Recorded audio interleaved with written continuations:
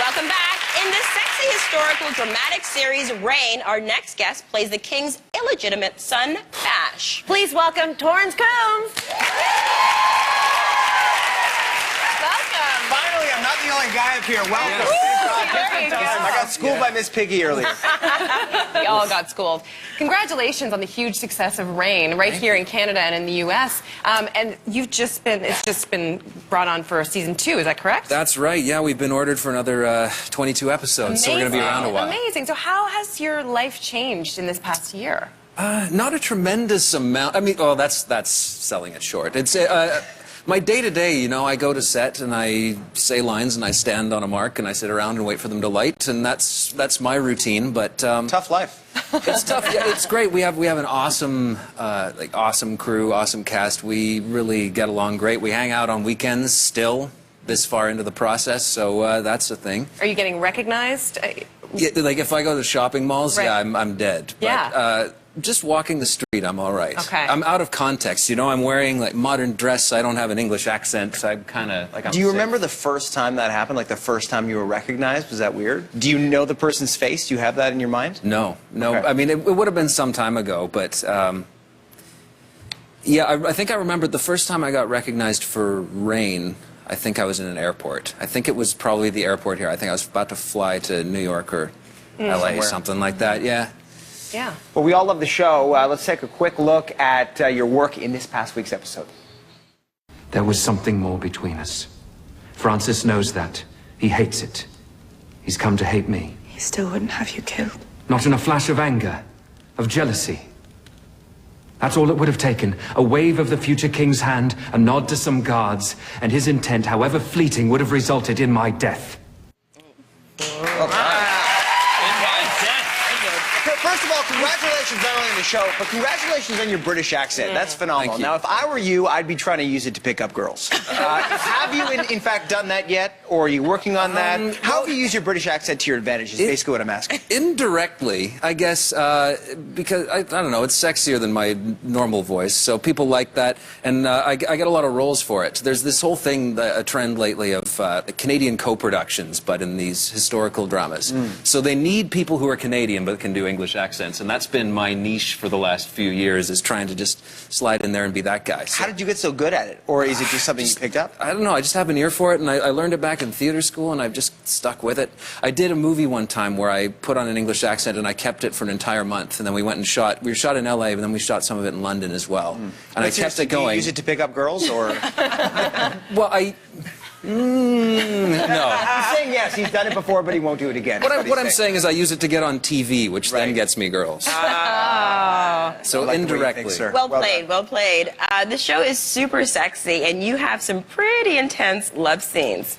Coming up. Yeah, what goes into the preparation for that? Love. I heard some giggles. Love.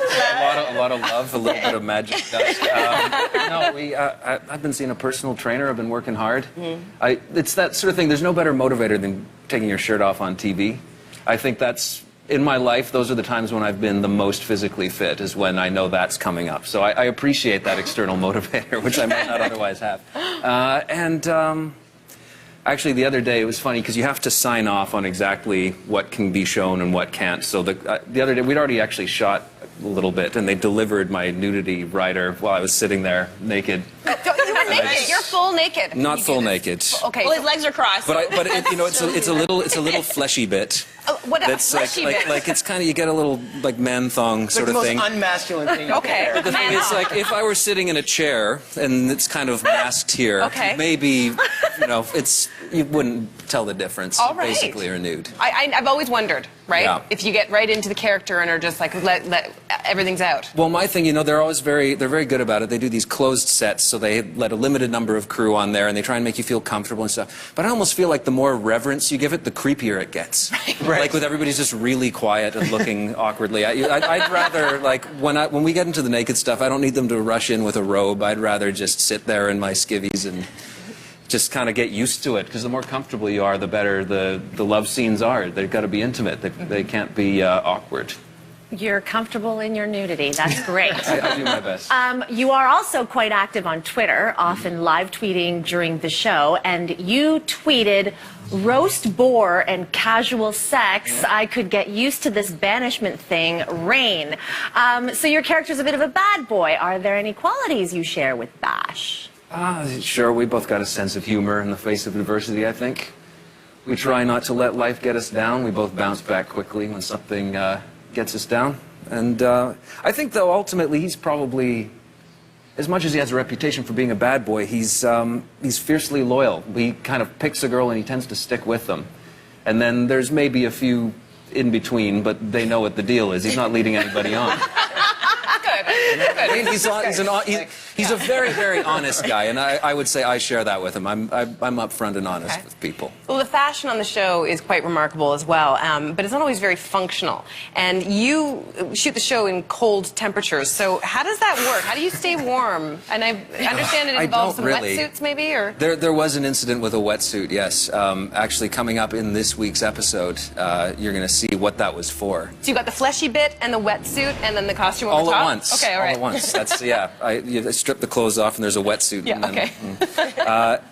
No, so we've been shooting. It's been an exceptionally cold winter in Toronto where we shoot the show, and yeah, because I'm the outdoorsy, woodsy guy. That sounded like fun before we started shooting in Toronto, but it's really, really cold, and they don't like hats. I don't know if you've noticed this. Nobody on TV wears hats because I think you can't recognize or tell people apart.